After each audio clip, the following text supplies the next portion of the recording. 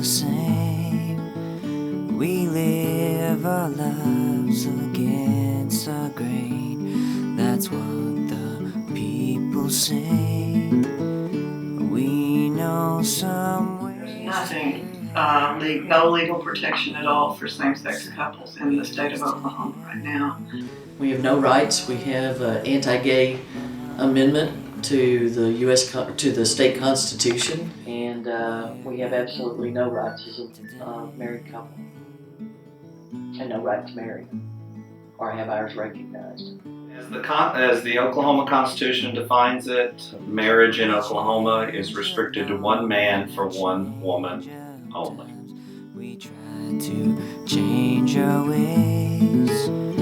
We fail to be who we should be, but who would ever know someday? Filed in the day after the Oklahoma constitutional amendment banning or defining marriage between one man and one woman. And they filed it in federal court, and they challenged Oklahoma not granting a marriage license, and they challenged Oklahoma not recognizing one of the couple's legal marriage in another jurisdiction.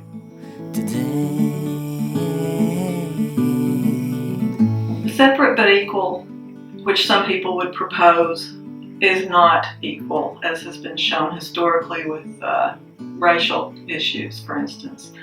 And Sharon and I are citizens of this country, and at least fourth generation Oklahomans, I believe. You know, people say, well, you should move somewhere more like-minded and just be happy there, but leave us alone here in Oklahoma. Well, this is our state. This is our home.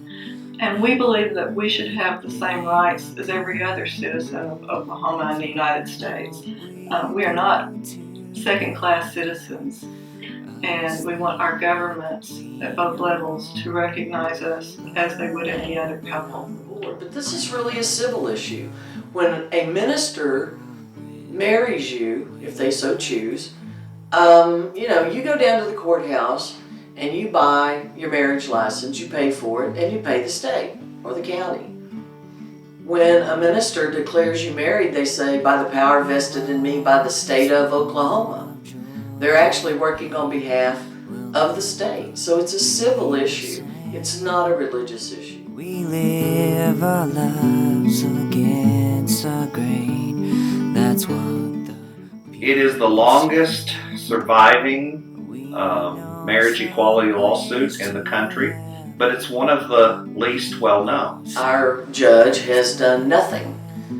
He sat on the case, he retired, but he took our case with him, and it's never been reassigned. You're with me where I go today. We talked about it and tried to say, why should we? The more we came back to, well, why shouldn't we? And why not us? Because so many other people, another couple, for example, one of them was a state employee, and she said, I can't do it, I could lose my job. So they were off the table. And yes, we are risking things to do this too, but maybe not as much as a lot of other people are, and it needed to be done. So we said, okay, we'll do it. Gay and I kind of felt like it was our turn. There's been a number of people that have come before us. There will be many people I know who will come behind us in fighting for equality and civil rights and those kinds of things, but it just felt like it was the right time for us to be a part of that and to step up and do our part at this time in our lives. You're with me where I go. Every time we have made a move to further the process, it has been a very positive experience.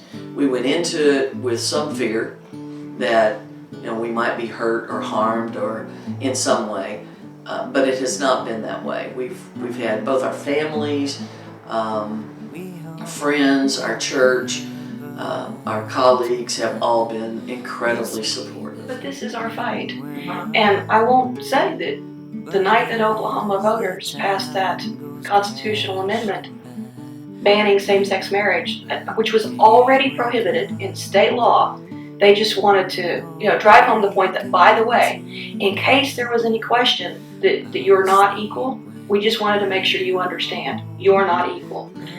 That was flipping us the bird.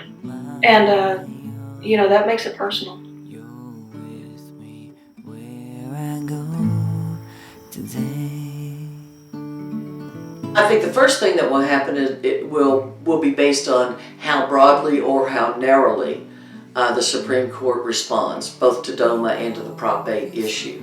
If it's incredibly narrow, if they kick it back to the states, anything like that, then our case will continue.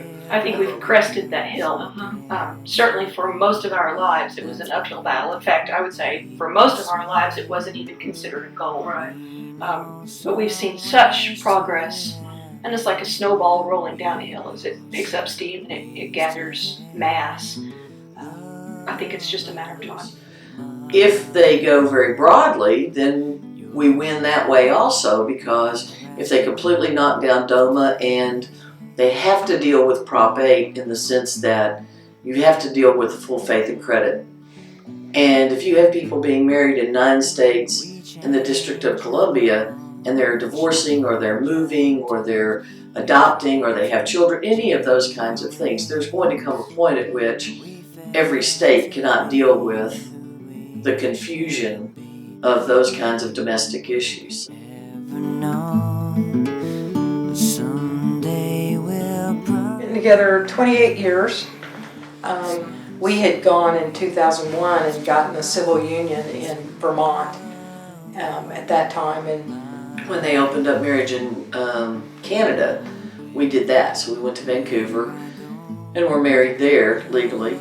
On November 1st, right before the Tuesday Prop 8 vote, Gay and I were married. That was one of our anniversaries, and so we got married there and in San Francisco. And we've lived together 16 years last month, November, and we had a commitment ceremony that is a holy union in 2000, and so our relationship has been, in essence, blessed by a church. We say that when we're young. Everyone you know, and I know, and Gay knows, loves someone who's gay. There's someone who's important to you who is gay. It isn't a situation, at least in my opinion, that can stay hidden and stay in the closet much longer. I mean, young people are coming out more, and older people have been coming out faster and more often. So we have a societal change that we have to go with as well. We have American citizens who are being denied their equal rights as American citizens, and that's really the issue. One of the things about filing this lawsuit that most makes me uncomfortable is when people call us heroes or treat us as though we're doing something far above and beyond what any person could do. And as I pointed out, we had our reasons that we were able to do this when perhaps some other people couldn't do. But what I want people to realize is that we're standing on the shoulders of pioneers who have been fighting this fight and similar fights for centuries. I look at, every now and then on Facebook, you'll see these 80, 90-year-old couples getting married in Iowa, New York, California. And it just makes you want to cry because they're the true pioneers. Now, maybe someday, maybe 50 years from now, we will be a footnote in that book of history. But we're not heroes. We just want to be treated equally in the world. We try to change our ways. We fail to be who we should be.